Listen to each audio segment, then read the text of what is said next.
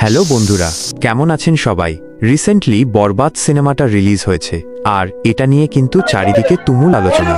কেউ বলছে ভালো, কেউ বলছে খারাপ। তাই ভাবলাম এটা নিয়ে একটু কথা বলি।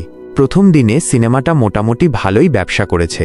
শুনেছি প্রায় 60 লাখ টাকার মতো আয় হয়েছে, আর 37টা শো নাকি হাউসফুল ছিল। এটা তো বেশ ভালো ব্যাপার, তাই না?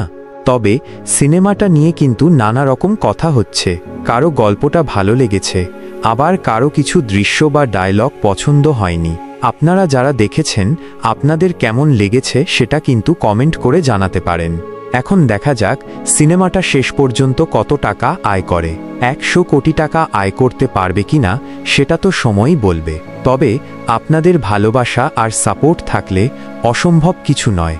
সিনেমাটা নিয়ে আপনাদের মতামত কি সেটা কিন্তু অবশ্যই জানাবেন, আর আমার চ্যানেলটা সাবস্ক্রাইব করতে ভুলবেন না। ধন্যবাদ।